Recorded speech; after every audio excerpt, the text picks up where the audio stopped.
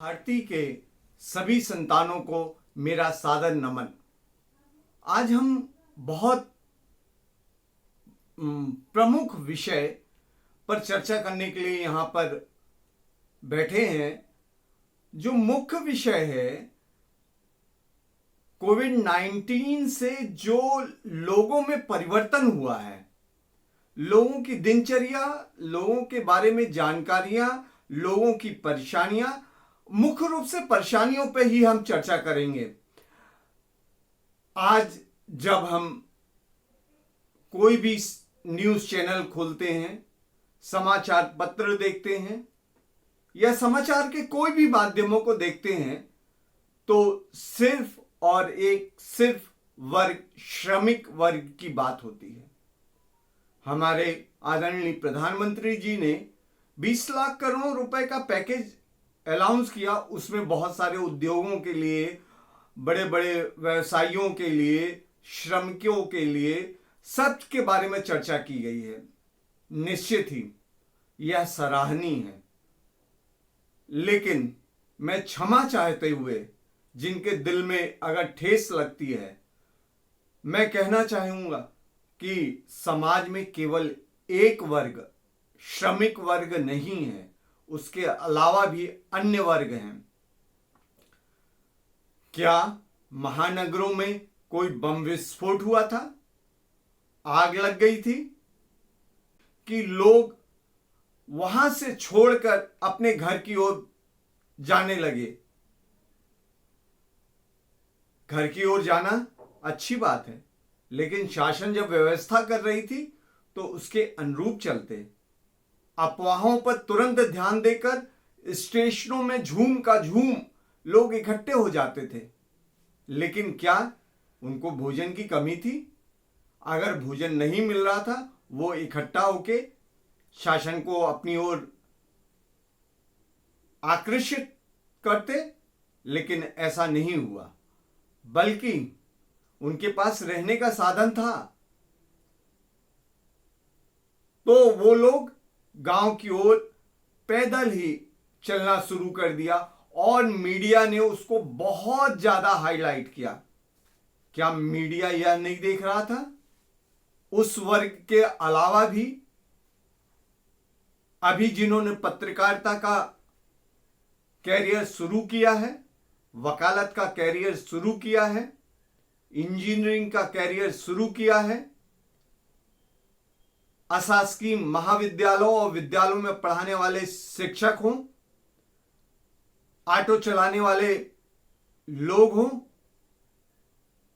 Salon वाले हों, office boy हों, स्टेनोग्राफर हों, टाइपिस्ट हों,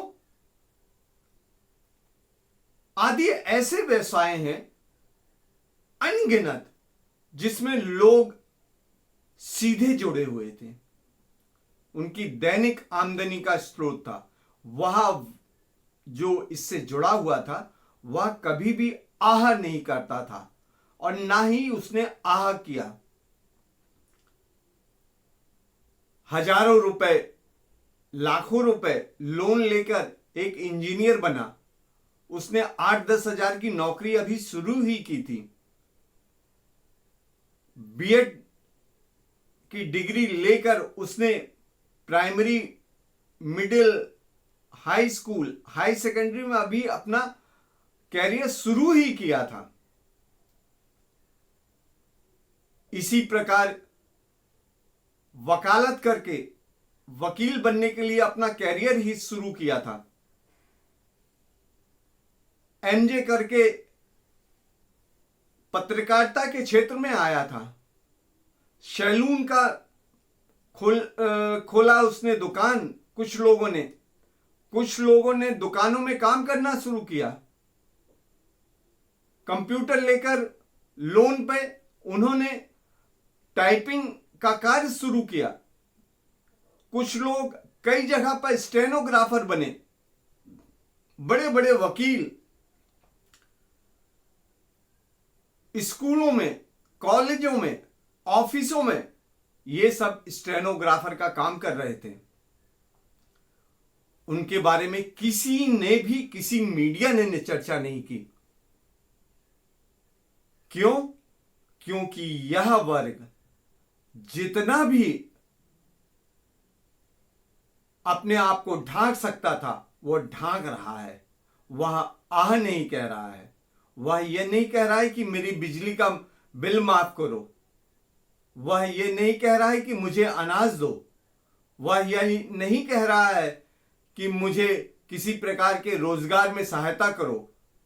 वह उधार ले लेकर अपने परिवार को, अपने जीवन यापन को, अपने बूढ़े माँ बाप को लेकर चल रहा है।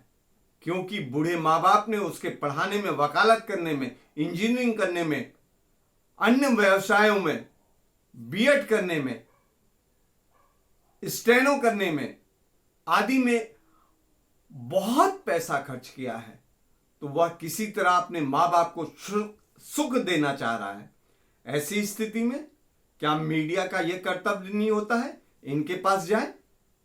जो आज जबलपुर में 48 से अधिक पेपर प्रकाशित हो रहे हैं, क्या सारे पेपर या अखबार उच्च श्रेणी के हैं, जहां पर छोटे छोटे पत्रकार बंधु, संवाददाता काम कर रहे हैं?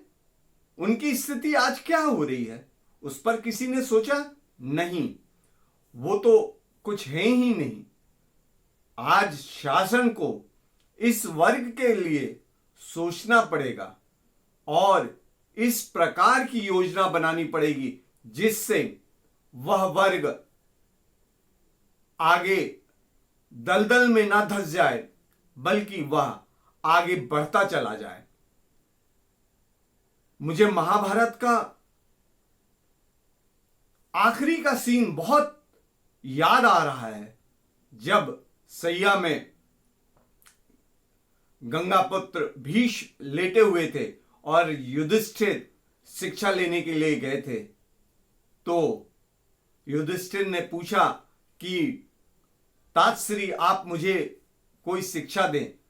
तब उन्होंने कहा था कि पुत्र, अगर तुम राजा बन गए हो, राजा बनने के बाद अगर तुम सारी प्रजा में एक रूपता नहीं रखोगे तो निश्चित ही तुम्हारा राज्य ज्यादा दिन नहीं चलेगा। आज भी वही स्थिति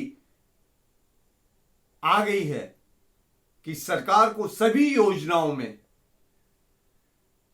चाहे वो शुरू करने वाला कैरियर के रूप में पत्रकार हो, वकील हो, इंजीनियर हो, शिक्षक हो, इन सभी के बारे में सोचना पड़ेगा और इनको भी सहायता देनी पड़ेगी।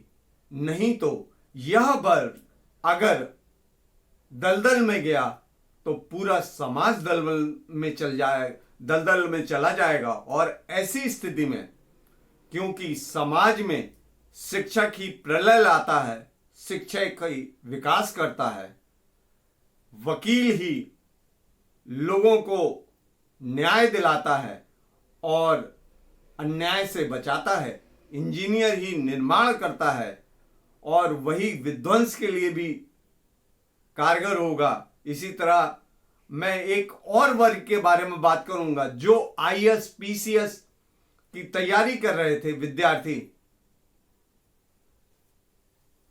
उनके माँ बाप ने कहां कहां से लेकर, कहीं दिल्ली में, कहीं बॉम्बे में, कहीं इलाहाबाद में, कहीं कोटा में विद्यार्थियों का प्रवेश कराया था कि ये विद्यार्थी आगे चलकर बढ़ेंगे।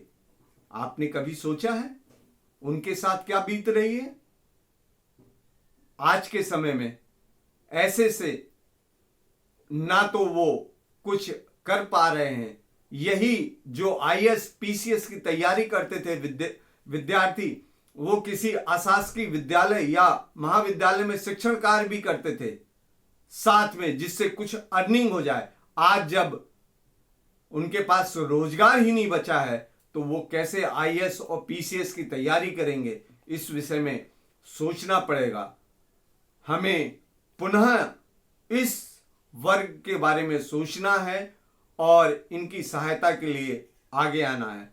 जय भारत, जय भारती।